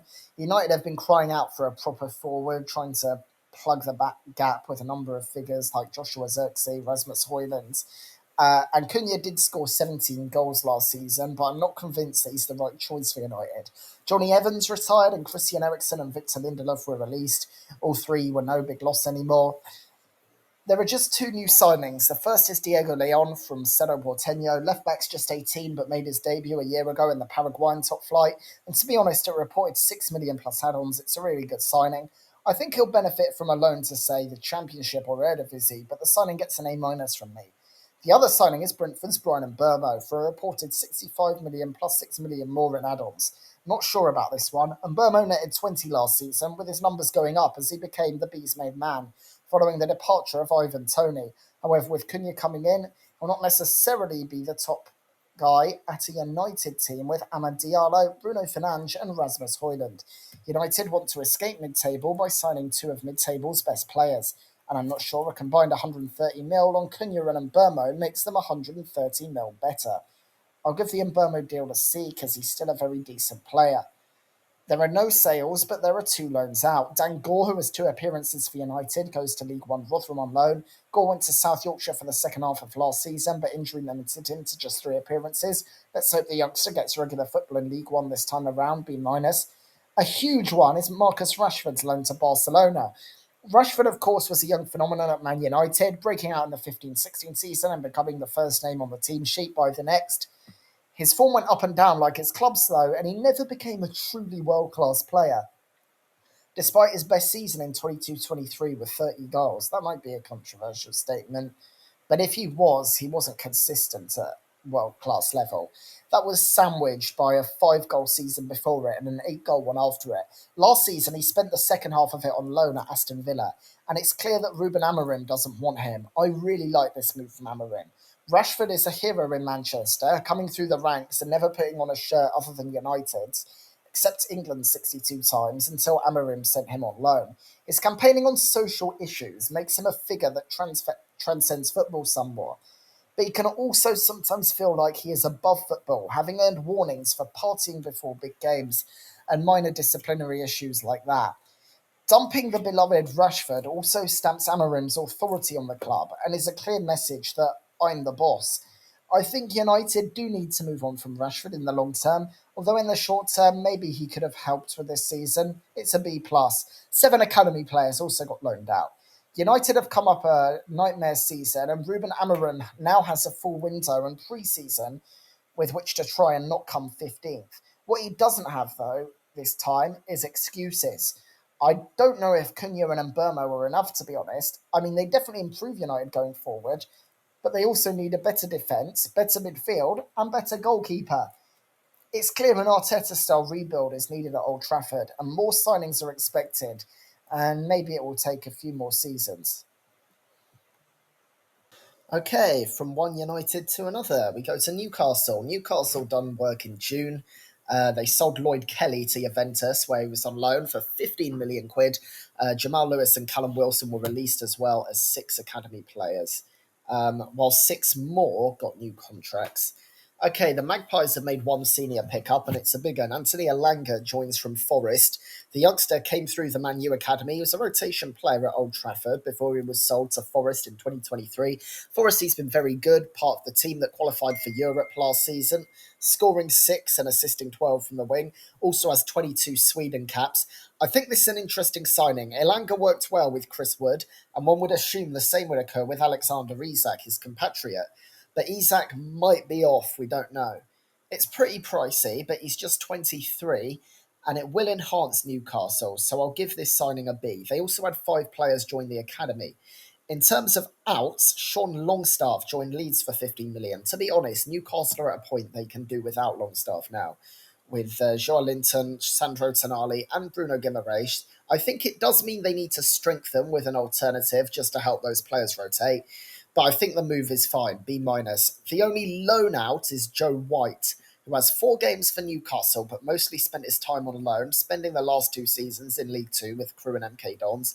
He's 22 and moving to League One Leyton Orient to develop, but it seems to me like he probably won't make it at Newcastle. Still, the loan's a good move, I give it a B. Academy player Antonio Cordero goes to Westerlo. So that's it for Newcastle, who are caught up in a melodrama with their star Isak, very strongly linked with Liverpool and in something of an exile.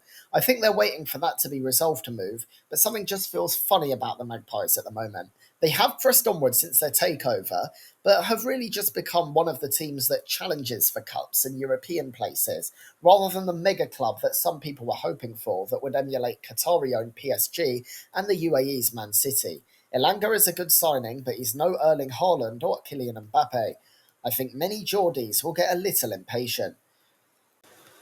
Okay, we now move on to Nottingham Forest, who got a few things done in June with Andrew Omobamidele sold to Strasbourg, where he was on loan anyway, and academy player Jack Perkins sold to Northampton. Youngster Carl McAdam was loaned to Mansfield, while Wayne Hennessy and Harry Toffolo were released, alongside 11 academy players. Willie Bolly got a new contract, as did two academy players. Forest made three signings in July. Igor Jesus has had an interesting career, growing up at Coritiba and then heading out to the UAE for a few seasons to play for Shabab Al Ali. After returning to his homeland with Botafogo, Jesus, who has four caps for Brazil, won the Copa Libertadores. He's now 24 and the striker's been signed for £10 million. He did score 9 times last season in the Brazilian league, but this is a big step up from Brazil, the UAE, and even the Libertadores. I'm not sure how he'll do in the Premier League, but at just £10 million, it's a calculated risk. B minus.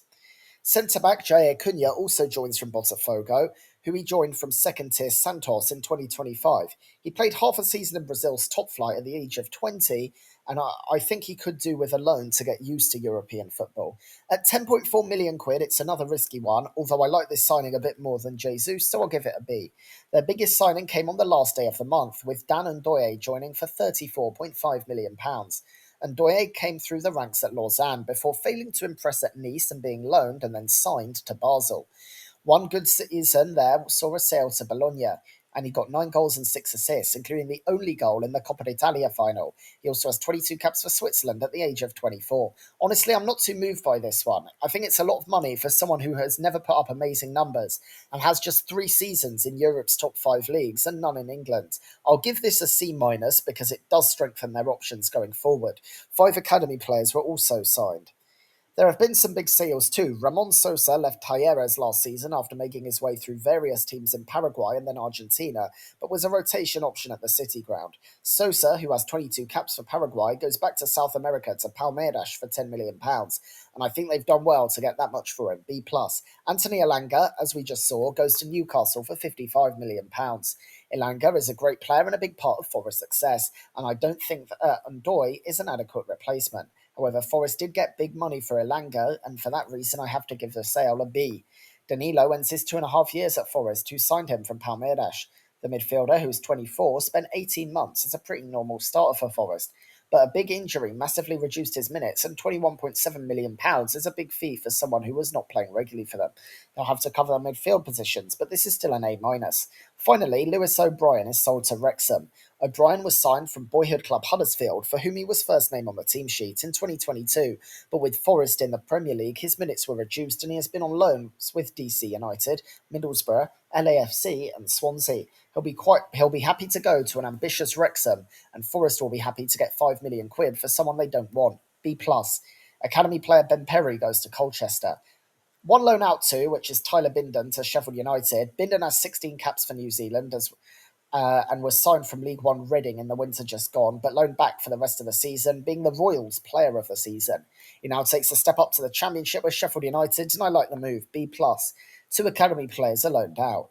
A large amount of players got new contracts, with Neco Williams, Ola Aina, Matt Sells, Zach Abbott, and most notably Morgan Gibbs-White, who was very closely linked to Spurs, but who they somehow managed to keep. Forest clearly want to keep the spine of the team that took them back to Europe, but I'm not too keen on their additions so far, and it will be hard to hold on to a top 7 spot.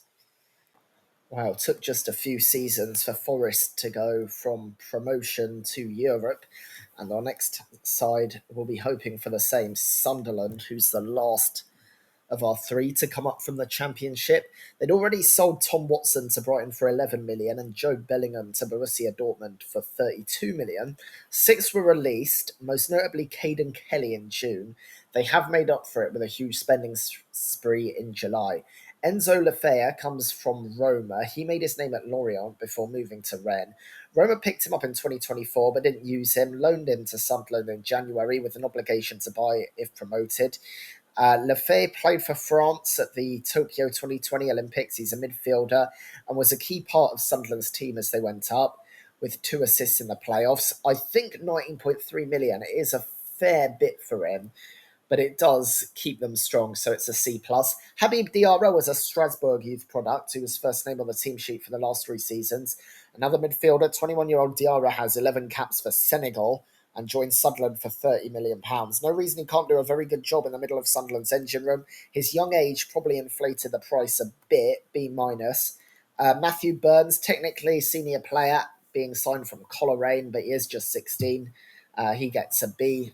Don't really know too much about him. Noah Sadiki was an Anderlecht youth product who spent his last 2 seasons as first name on the team sheet for Union SG, and he won the Belgian title last season. With 9 caps for DR Congo, 20-year-old midfielder joins for 17.5 million. Another midfield signing, another that seems based more on the future than the now at a club where some short-term thinking is needed. However, if he works out, Sadiki could be a shrewd buy, albeit for now an expensive one for someone who has only played in Belgium, C+.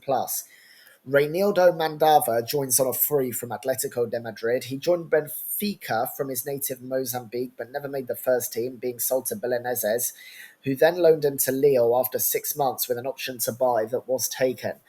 After 2.5 seasons at Lille, plus a half season on loan, he went to Atletico, where he stayed for 3.5 seasons, although his usage went down as time went on. On a free, I love this signing of someone who has 49 caps for Mozambique and was part of the Lille team who won Ligue 1 in 2021. He's 33, but on a free transfer, it's a player with quality who really bolsters the defence. A. Another signing is Shemsdeen Talbi, who spent last season in the first team of his boyhood club Bruges. 20-year-old Talbi cost a bit more than Sadiki, setting the Black Cats back £19.5 million. Again, it's a long-term signing, with Talbi just 20 years old, having scored 7 and assisted 5 last season, including 2 goals in the Champions League. Again, I think he might not be what they need right now, but he could work out in the future, so I'll give him a C+ too. Simon Adingra joins from Brighton for £21 million.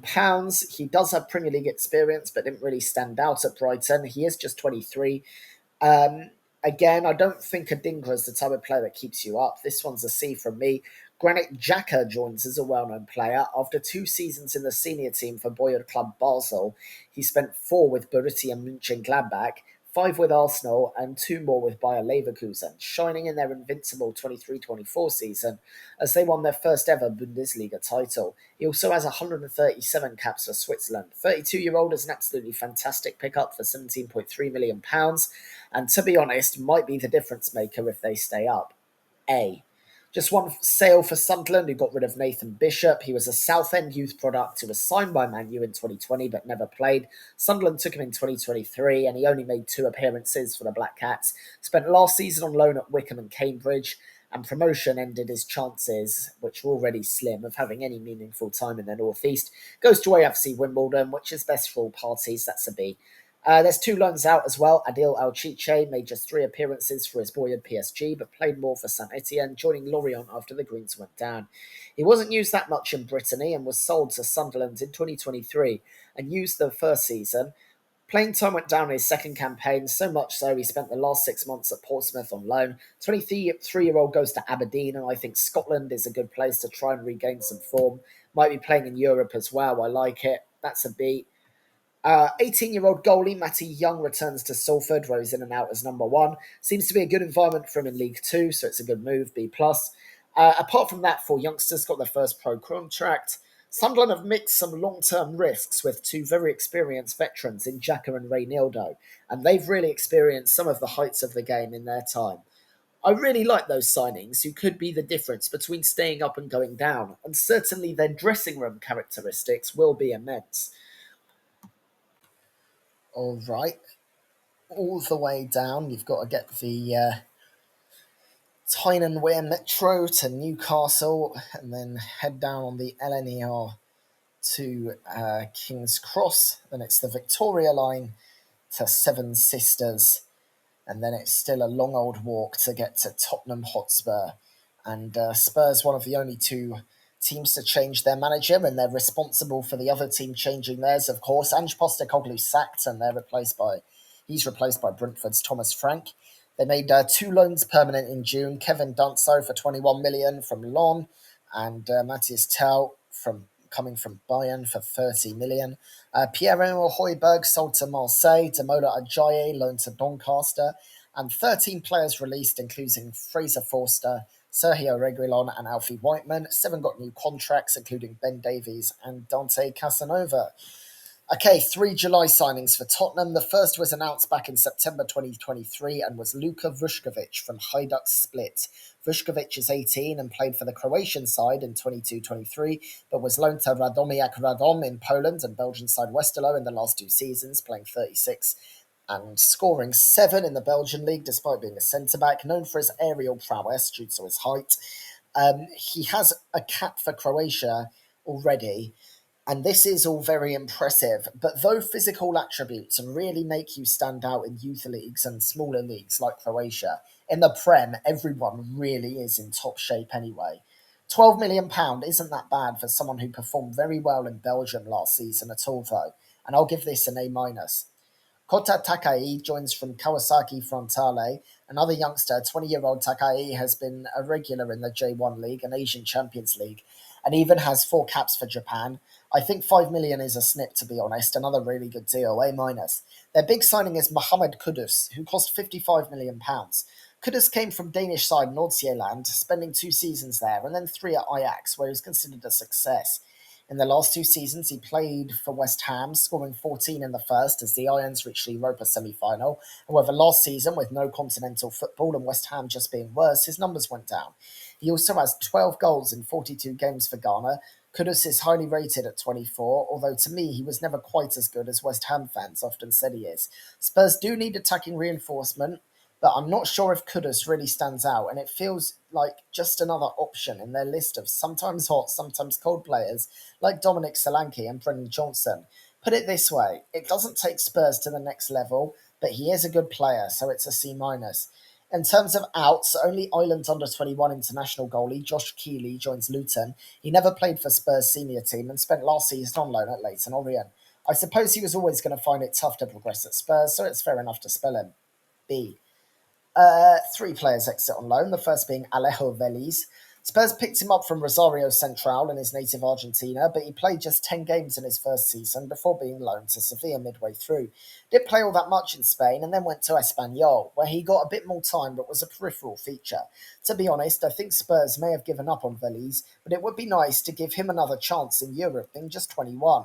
Instead, they loaned him back to Rosario Central, B minus. Alfie Dorrington has 1 game for Spurs, and the centre-back spent the second half of last season at Aberdeen on loan, where he got some good game time. Another full season at Pittodrie awaits, and I think that's a really smart move to have the 20-year-old develop with regular footy and European experience as well, B+. Dorrington's fellow defender Ashley Phillips has never played for Spurs' senior team, spending last season on loan at Stoke. The 20-year-old was a key part of the Potters' defence last season, and he has been sent back there for another year. I like it as it establishes a rhythm and helps him develop, B+. George Abbott got a new contract, as did youngster Rio Kieran-Martin. Overall, I'm not sure about Spurs. The team just finished 17th, and of their signings, 2 were part of the team that stunk up the Premier League on loan, and 2 are thinking mostly about the future. I've said my piece about Kudus, who is no doubt an important addition, but I can't see him doing more than a pretty decent job there. However, I'm pretty sure that won't be it for Spurs, who have Champions League money that will help get their checkbook out. Let's see. Okay, a much shorter journey for this one. Just take the Victoria line to Highbury and Islington and the Mildmay line to Stratford, and you're at West Ham's current stadium. And they had a pretty putrid season last term. Released 8 players who are Kamari Swire, Aaron Creswell, Brad Dollahan, Vladimir Sufal, Łukasz Fabianski, Danny Ings, Kurt Zuma, and Mikel Antonio. They also gave youngster Elisha Sawunmi his first contract. The Irons signed 4 players. Jean-Claude Todibo was on loan there and had an obligation to buy for £32.8 million. That came into effect in July. Todibo came through Toulouse's ranks and went to Barcelona, who seldom used him, and was bought by Nice after a loan, who had him in the heart of their defence for 3 seasons, plus the one on loan. He then went to West Ham on loan again last season, now joins on a permanent. Has 2 France caps. Now, I don't think Todibo was really to blame for West Ham last season, but I also think he's not worth £33 million at 25, so that's a C minus. Striker Daniel Cummings joins on a Bosman. The Celtic youngster made limited appearances last season. He did debut for his boyhood club and now chose to move to the Irons. Has good numbers for the Hoops B team, so it's worth a look on a free, has a B. Left back El Hadji Malik Diouf joins from Slavia Praha. The 20-year-old moved to the Czech capital from Tromsø and had a very solid 24-25 campaign. 19 million seems a bit of a risk, even with his four Senegal caps. He's clearly seen as one for the future, but even so, it's risky. See, Carl Walker-Peters joins from Southampton on a Bosman. Walker-Peters was a Spurs youth product who made 24 appearances for the Lily Whites, but after a loan to Southampton in 2020, joined the Saints on a permanent in the summer. For the next 5 seasons, Walker-Peters will be among the first names on the team sheet for Southampton, getting relegated in 2023, going back up in 2024, and getting relegated again in 2025. He's now 28 and has 2 England caps to his name. Is this the quality of player West Ham need to go to the next level? No, but he has Premier League experience and was acquired for free, so he can provide good cover to Aaron Wan-Bissaka when needed, and therefore this signing is a B+.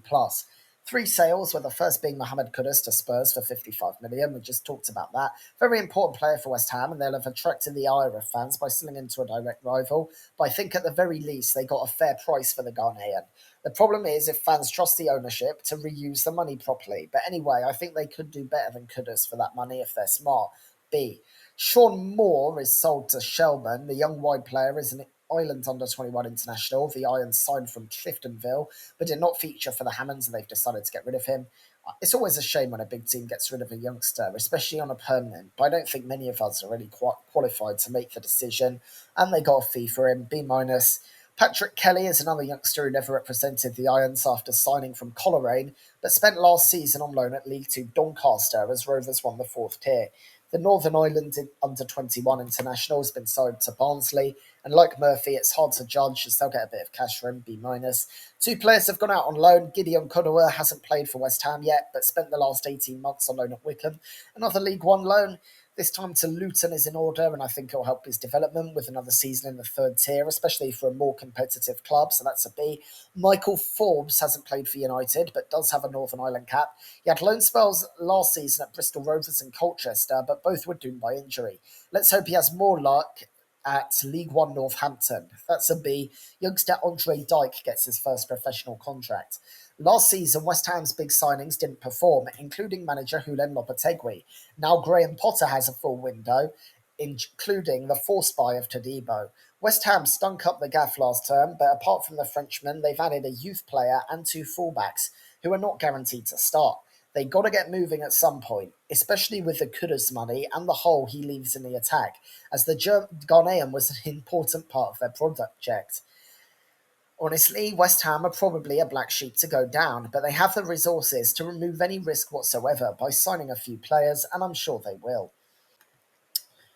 Okay, the last one, and that is Wolves, who got going in June. Winger Fair Lopez joined for £19.6 million from Celta Vigo, and he's a signing mostly based on youth. There were significant departures too, with Mateus Cunha joining Man U for £62.5 million, and Ryan Ait Nouri going to City for £31 million. Chem Campbell also went to Stevenage. 11 were released, with Pablo Sarabia, Justin Hubner, Nelson Semedo, and Craig Dawson the most notable.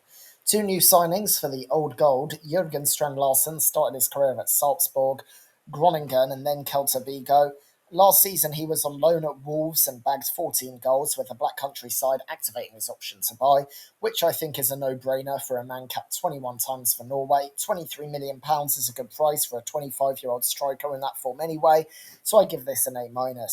The other one is John Arias from Fluminense, who signed him from Santa Fe in 2021. Arias is an interesting winger with 31 caps for Colombia and earned a place in the team of the tournament for the Club World Cup. In his last season with the Tricolor, where he missed a chunk of games because of the Copa America, he scored 15 and assisted 8.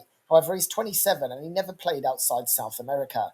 I think he may well be good in England, but it is a risky one, so it gets a C+. Also, youngster Ashton Williams comes in from Bristol City. 4 outs for Wolves in July. Chichinho was bought from Estoril in 22, playing 9 times in the first half season. However, he was injured for the 22-23 campaign and loaned to Stoke for the 23-24 season, but then recalled and sent to Famalicão. Last season, it was Mallorca in La Liga. He played 9 times in Spain, but is clearly surplus to requirements in the Premier League. The former Portugal under-21 international joins Alverca for free to get him off the wage bill. That's a B-. Joe Hodge was signed for Man City in 2021 and managed 13 appearances for Wolves. The former Ireland under-21 international was sent on loan to Huddersfield last season, and they no longer want him at Molineux. He's been flogged to Tondela, and that move also gets a B minus. Bastian Miupiu is a young centre-back that was signed from Wolves last year and played in the under-23s last season, but was sometimes in the first-team squad. Wolves have watched him more than any of us have, but it does seem a bit weird to sign a 19-year-old who has potential for what is probably a small price. He joins Alverca, C+. Right back Marvin Caletta graduated the academy and spent last season on loan at Motherwell. He's been sold to Rotherham despite playing 26 times for the Steelmen. Wolves have been happy to get rid of their youngsters, it seems, C+. In terms of loans, Tommy Doyle joins Birmingham. Doyle is a Man City youth product, but only played for them 7 times, with loans to Hamburg, Cardiff, Sheffield United, and lastly Wolves. After the final one, Wolves decided to activate the option to buy and get him on a permanent. Doyle had 26 appearances last season, although only 5 were starts, and so Wolves must be confident that more cover at midfield will come. For Doyle, Birmingham are an ambitious club, and he'll get much more time in the Championship and come out of it a better player. B. Nasser Giga was signed from Red Star Belgrade in the winter and had a few token minutes for Wolves. The centre-back is sent on loan to Rangers, where he will surely get more minutes and also the chance to play in Europe. I think that will really help the 22-year-old, who has 8 caps for Burkina Faso, and his development. B+. Nigel Lonwijk is an academy graduate, has had various loans, spending last season at Huddersfield, playing regularly when not injured. This time it's Luton, who are expected to compete in League One, and he'll get more regular time and hopefully fight to go up. This will be valuable experience, B+. Defensive midfielder Boubacar Traore joins Metz. That's who was signed from on loan in 2022, with his option to buy being activated in 2023. He got a fair bit of playing time in the 23-24 season, but last season he was limited to just 3 appearances by injuries. Returning to Ligue 1 will hopefully be a way to try and get him back in form after his injury woes. I'll give this a B+ for the 4-capped Malian. 2 youngsters got their first contract in Wesley Okoduwa and Matthias Mane.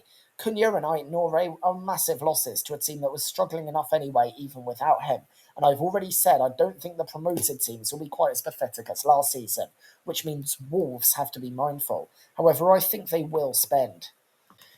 Okay, so that's 20 teams done as I got my way through them with some difficulty. What can we extrapolate from all of that? I think the first thing I noticed was the big teams were more likely to spend early. Chelsea and City added players for the Club World Cup, while Arsenal, Liverpool, and United also had early big signings. Spurs were the big 6 exception, but they do have a new manager, and even though they were on loan, they did still get in Danso and Tell. Other teams are more likely to wait a bit longer, perhaps after a big sale. The exception to that is promoted teams who have spent big on a mixture of players. Leeds and Sunderland in particular have made interesting signings. What did you think of the grades I gave out? Mostly B's and C's, with A's and D's reserved for truly important or misjudged signings and sales. I might do this again after deadline day, or maybe split up a bit with one before the season and one after. Anyway, I hope you enjoyed.